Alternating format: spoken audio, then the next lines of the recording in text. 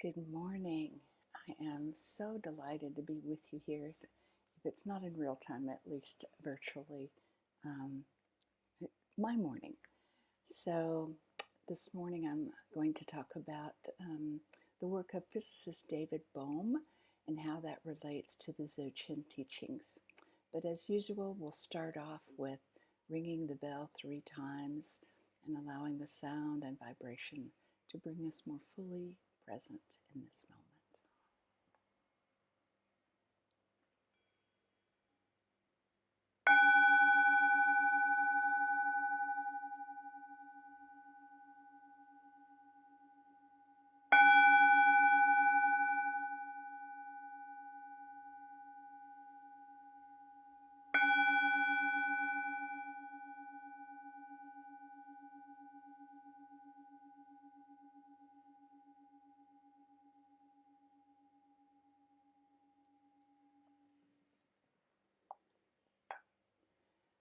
And to get us more fully present, we'll have some meditation time. So feel free to make yourself comfortable and we'll do a little concentration meditation. As usual, you can have your eyes opened or closed, whichever makes you feel more comfortable. And it is helpful to begin with some slow, deep breaths, breathing in, counting to 4, and breathing out, counting to 6. Let's just do that for a few breaths.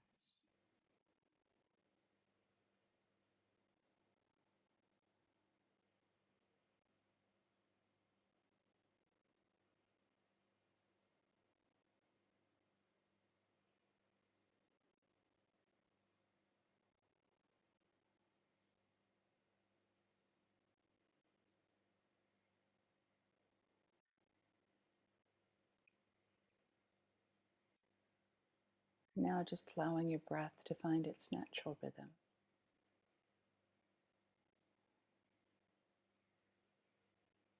We can focus our awareness on the experience, the sensation of breathing. You might prefer to, what does it feel like as your breath comes in and out through your nose, or the rising and falling of your chest, or even deep in your belly where you might be very aware of this sensation of breathing in and breathing out.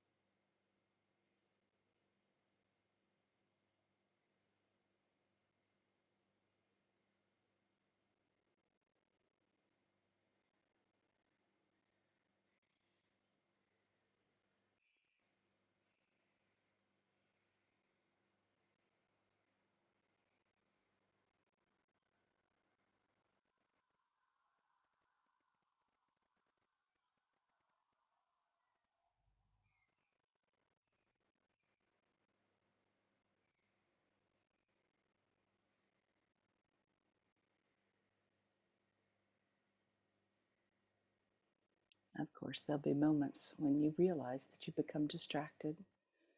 It's easy to get lost in a story or thought. And that moment of realization can be celebrated because that's actually a moment of being present.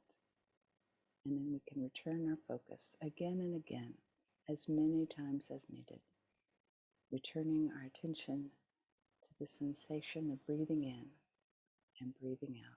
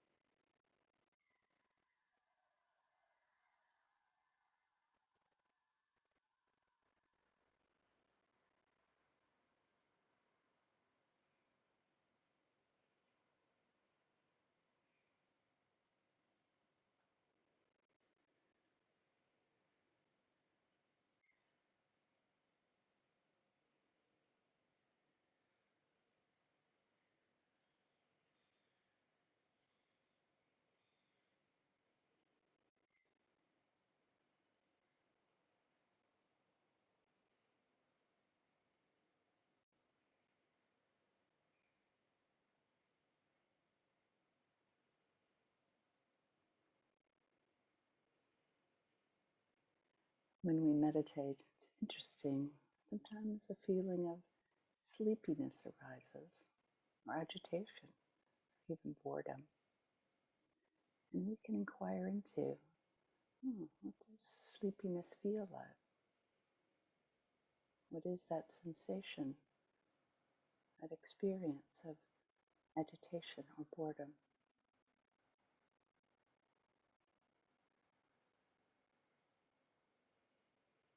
And then after a few moments, we return again to the sensation of breathing in and breathing out.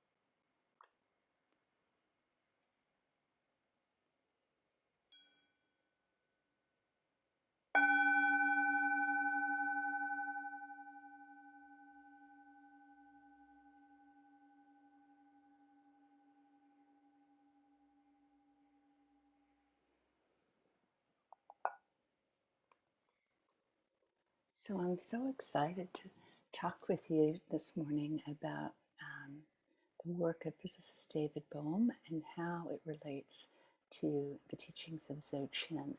And I guess I want to start out saying I'm certainly no expert on the physics component of David Bohm's work, but he was a fascinating man. He was the intellectual heir to Albert Einstein's work and took it further and was recognized late in his life for the amazing advances that he made in the field of physics.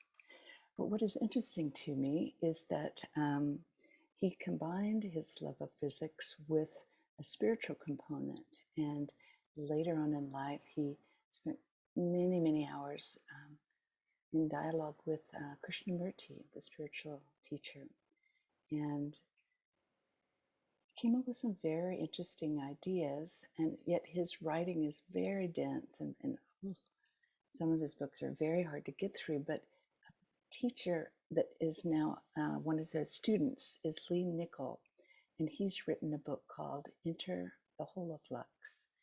And it's actually very short, only less than 60 pages, but it does such a good job of explaining this idea of holo movement, which was a term that Bohm came up with.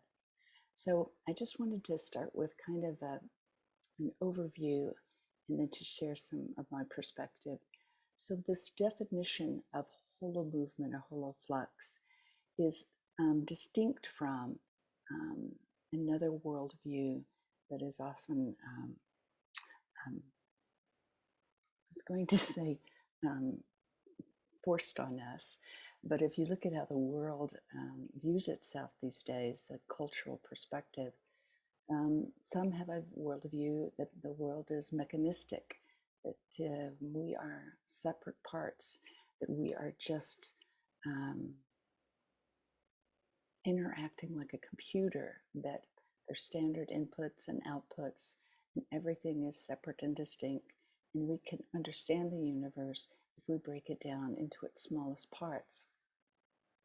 But Bohm, on the other hand, had this experience of the world as not a subject and object, but rather always a verb, and always universe as whole in movement. So that sense of that we're not solid, separate, permanent things that are interacting separately with each other, but that we are all interdependent, interbeing. And so that definition that he gives of holo movement is very much like the Buddhist teachings of that we are manifesting out of nothing, out of the luminous void, the shunyata, that is constantly bringing forth this experience, this sense of being a thing, and yet really we are in every moment just movement. Bohm would describe this as unfolding and then infolding, unfolding and then infolding, that we unfold as the manifestation that we're experiencing, and then it infolds back on itself. So it sounds an awful bunch like the Dzogchen teachings that we've had. He always would say, why are you studying the universe when you are the universe? And so I wanted to share a story with you that sort of brings this holo movement to mind for me. And right before COVID hit, some Kansas City friends of mine came to visit, and we went on safari. And it was my very first time, so I was very, very excited. And I remember, for those of you who have been on safari, you'll know this experience. You go out in a Jeep with a guide, and going out into the bush for the very first time, it just seemed vague to me, greens and browns, trees and things that I had never seen before. So it was interesting to me. I was so struck by there was sights and sounds and smells that I couldn't relate to, and I wasn't really fully interacting with. One of my friends that was on the trip with us is a botanist, so he asked a million questions of the guide, which I think the guide was super happy about, because normally what happens is that people go on safari and really all they're interested in is they just want to see the big five animals and then they're ready to go home. But there's so much more happening in the bush. So you go out at break of dawn and at sunset when the animals are most likely to be there. But during the day, we just spent hours and hours. You're just there, sort of um, looking for, waiting for the. Everybody wants to see a lion and an elephant and the giraffes and the springboks and all that. But there's so much more going on in the bush, that there is birds that have sounds that I'd never heard before. There are plants and trees that have distinct leaves and resonance to them. I remember we got out of the Jeep and the guide was describing a termite mound to us, which I'd never seen before. And I went over to touch it and was so surprised that I thought it was going to be squishy and soft, but it was hard as concrete. So that experience, that tactile experience of being in the bush and experiencing something for the very first time was quite surprising. There was an opportunity to actually go on a walk through the bush with the guide, and you're there walking in this strange place and so aware of the smell. Like suddenly you get very interested in analyzing the animal droppings. Who pooped this? And what does it tell us about the animal? I picked up a porcupine quill and just felt so sharp on the end and so strong to be able to be used as a weapon. There was one late afternoon when we came upon a pride of lions and lionesses, and I was surprised that there wasn't a feeling of fear, but actually this just sense of their being. And one of the magnificent lionesses just ambled by me, like less than 3 feet from me on the side of the Jeep. And just that experience of the vibration or the beingness of this animal was just made me feel more alive. And so I was so sad that last day we weren't going to be going in the bush anymore. But I left I left in that last trip, turning to look at the bush again and now seeing it vibrant and alive and aware of all the things that were going on there, thinking about the Bushmen that would experience the bush in a very different way that we Westerners were. We said that they could sense the ground and be aware of an animal that was a mile away, knowing where that animal was and what that animal was doing. And so the story of being in the bush is this sense of being more aware of our surroundings and using our senses to do that. So his student Lee Nichol, I told a story about Bohm that I think brings to light maybe the distinction that we get in Dzogchen that the majority of Buddhist teachings doesn't hold. And in Buddhism, there's this discussion about who has sentience, who has awareness. Some would begin to say that it's only human beings. Others would also add animals. And there's my cat telling me that's the truth. And some would say the plants and the trees have this sentience as well. Maybe not the same as we do, but in some form they do. And so it was interesting that Lee Nichol wrote that there was a conversation being had between the Dalai Lama and David Bohm, who actually the Dalai Lama would call David Bohm his science guru. And So in this particular interview, Renee Weber, who's a philosopher from Rutgers University, was interviewing the two of them and asked the question, is a rock conscious? And the Dalai Lama immediately said no. But David Bohm said, well, his view was that a rock had some kind of proto-intelligence, the potential perhaps for consciousness, because the rock knows how to stay a rock, which from Bohm's perspective was quite remarkable when we know that if you could see it at its, atomic level, that this rock is just energy whirling around in space, just as we are. How do we know to continue to recreate ourselves moment by moment? So one of my favorite David Bohm quotes is, to change your reality, you have to change your inner thoughts.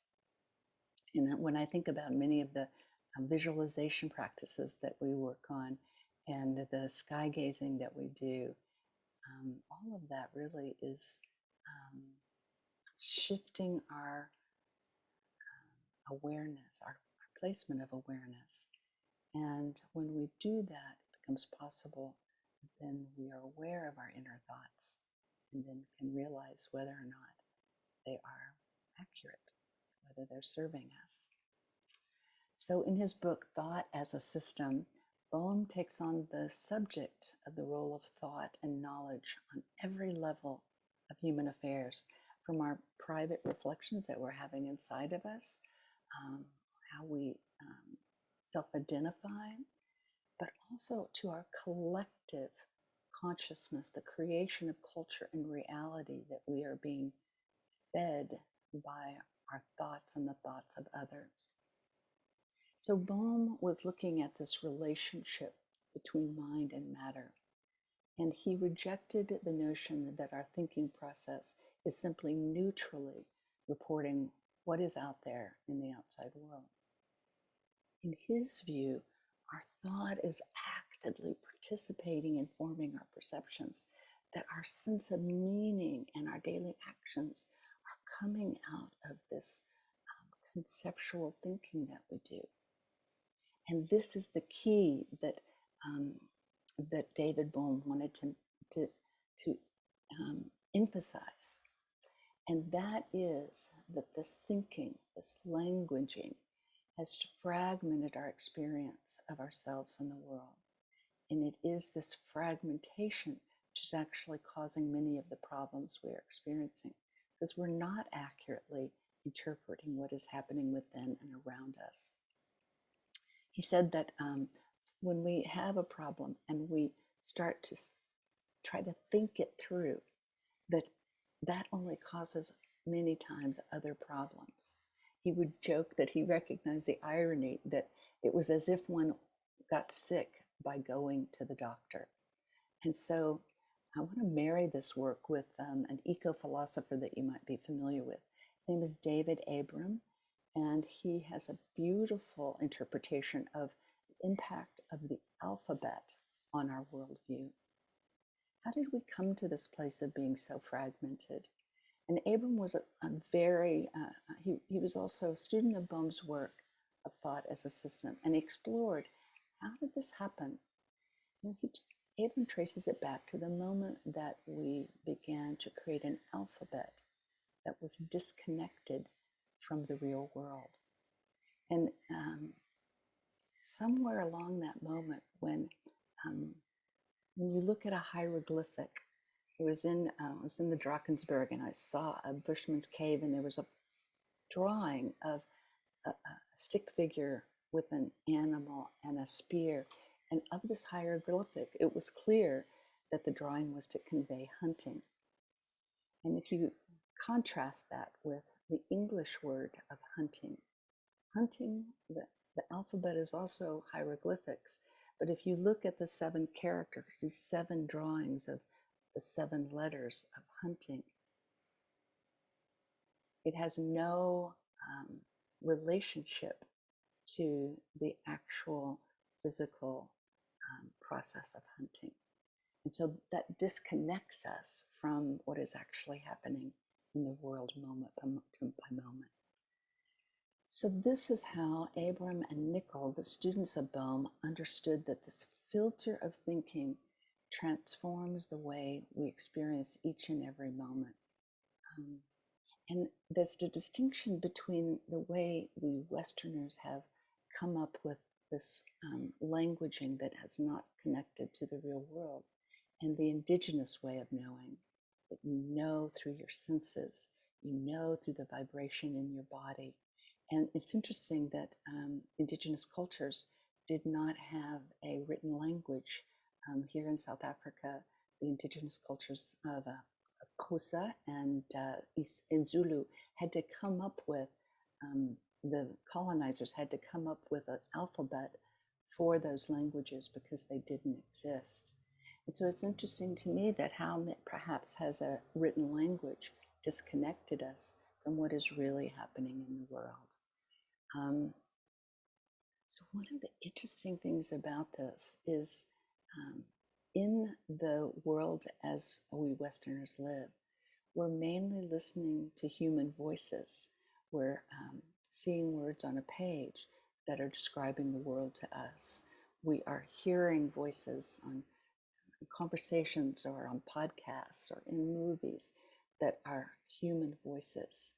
And Abram makes the point that there are a myriad of voices that, because we have slowly narrowed our focus only to the human voice, that we're missing out. We've forgotten how to hear the voice of a tree or the voice of a plant, the sound of a spider's web. So we're being encouraged. I don't know if some would say, can we get this back? We had it once and now it's lost. Some would say we cannot, but I'm always the optimist is that perhaps we could create practices that would redevelop this ability to hear other voices. And so one other example that Abram gives that I think is just so spot on is he talks about how GPS has snuck into our pocket without us even realizing that it has taken away our ability to intuitively know where we are. That with GPS, we'll never be lost. And we'll never have that experience of trying to figure out, where am I? Where is this place? I wanted to share, I went on holiday to the Drakensberg Mountains that are in KwaZulu-Natal, which is a region on the east side of South Africa. And it was an interesting situation because normally I wouldn't be in this situation, but because it was safe, I was hiking alone. It was so remote, I didn't have a cell phone signal. So I'm literally trying to figure out where am I and which way to go. I even had a moment when I was on the trail and there were literally two trails and I was trying to where's the sun? Is there a breeze? Where's it coming? All the different things that when I'm hiking with my group here in Cape Town, first of all, I'm not the leader, I'm a follower. So I'm just doing whatever somebody else tells me. And oftentimes we do have a cell phone signal.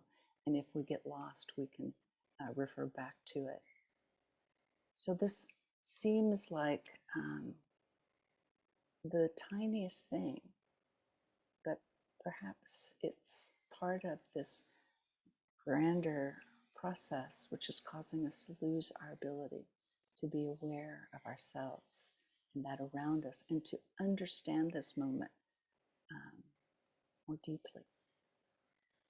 It's interesting also that missionaries and this cultural condescension of listening to a tree. Other natural languages are voodoo or superstitious, or you must be a witch if you can hear what the spider is saying. That the idea of a shaman who can listen and get a message from an animal or tree, that's not true. Is it? Why have we been told? Why have we been encouraged, even forced to ignore all the other voices that are all around us? So some would say we have come to this place where we have truly lost our way, more than just because of GPS. So what I wanted to do next is an opportunity to explain more deeply. So if we've lost these voices, the ability to hear these voices, how might we get them back? How might we change our very experiencing that we're having moment to moment? How might we get in touch with the truth of the Holo movement? In Dzogchen, there's this stuff, this teaching about swooping down from above while schlepping from below. And Lee Nichol has a practice that he talks about in Into the Holoflux. And before we're done, I'll put all these resources on the YouTube description, so that if you want to dive deeper into this, you'll have an opportunity to do so. So Lee Nichol spent hours and hours with David Bohm, and he's just such a humble man trying to translate first for himself what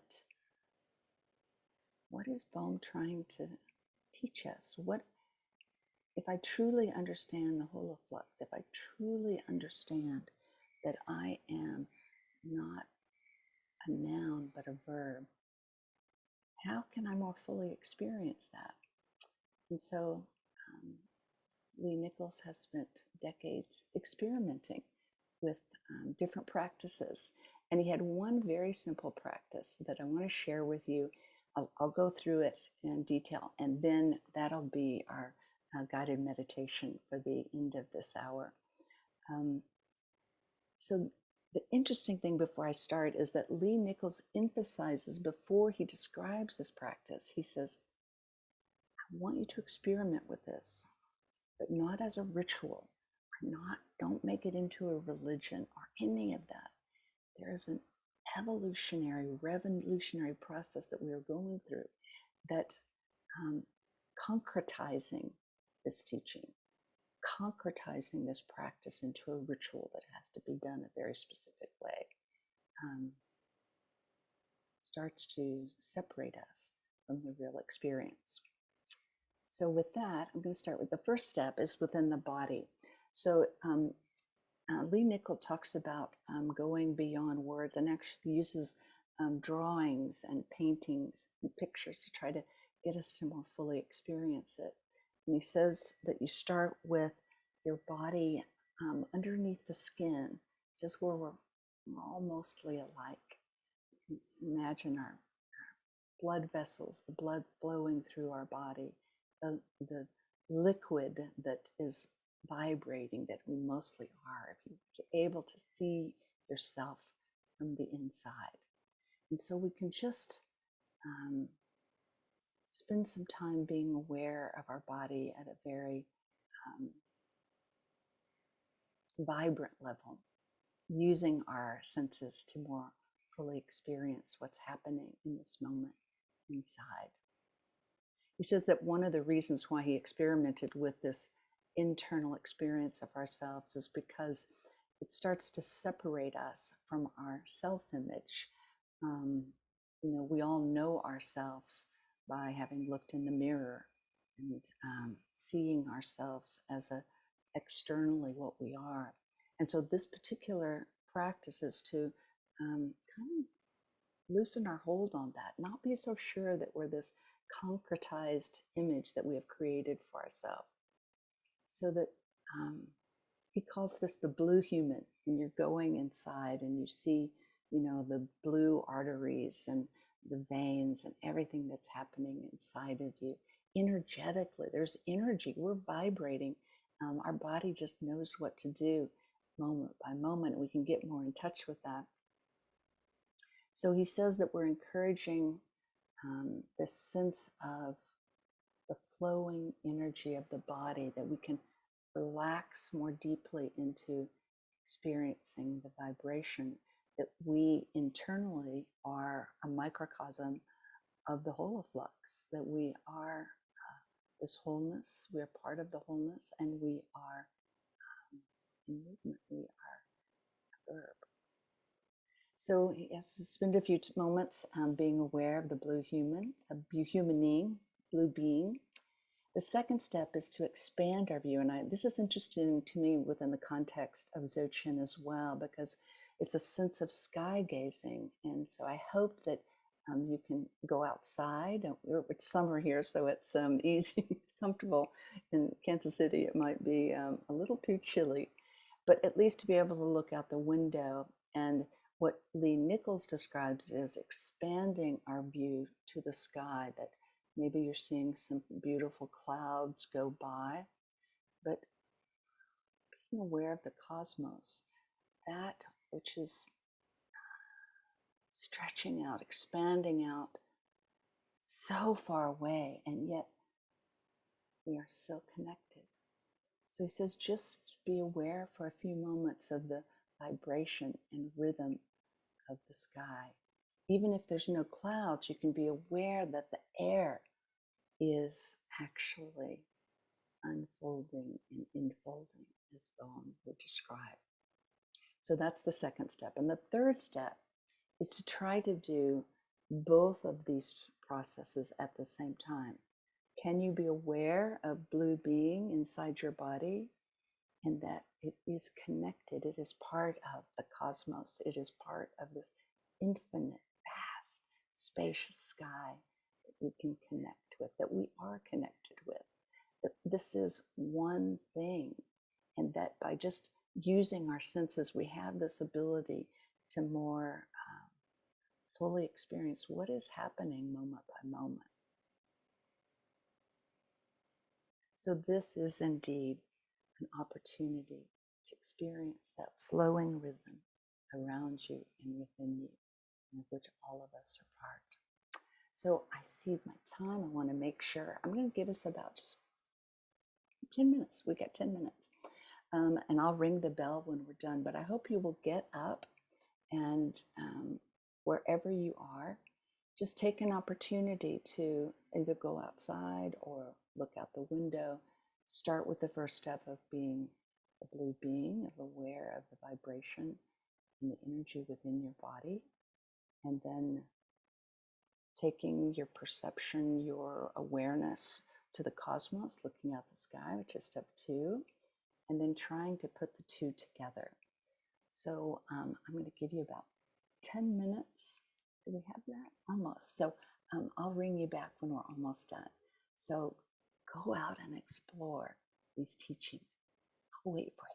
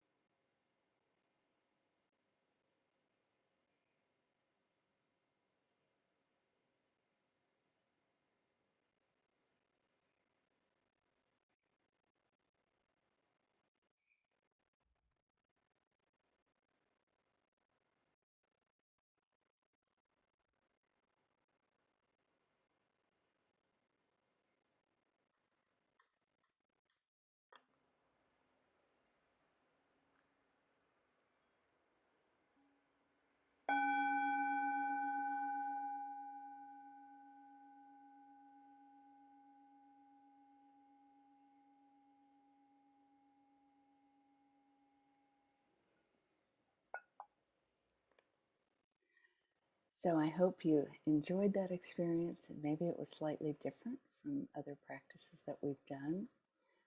I'm so grateful to have this opportunity to share with you what I'm excited about. And so I hope everybody, I'll put in the notes also how to reach me if you have any questions or additional things that you've learned that would be within this line of thinking. So thank you. Thanks for letting me spend some time with you. I know that just this intention that we have set to come together to meditate and to reflect on different ways of being, that it's an opportunity for us to change the world, if even just a little bit. And so we can end by wishing that being together, that it has been for the benefit of all beings. And so I'll say the Bodhicitta dedication 3 times, and feel free to say it with me. May the pure, brilliant sun of Bodhicitta dawn in each and every heart and mind, dispelling the darkness of suffering and confusion unstoppably until all are illumined and awakened. May the pure, brilliant sun of Bodhicitta dawn in each and every heart and mind, dispelling the darkness of suffering and confusion unstoppably until all are illumined and awakened. May the pure, brilliant sun of Bodhicitta dawn in each and every heart and mind, dispelling the darkness of suffering and confusion unstoppably until all are illumined and awakened. Body, speech, and mind in perfect oneness.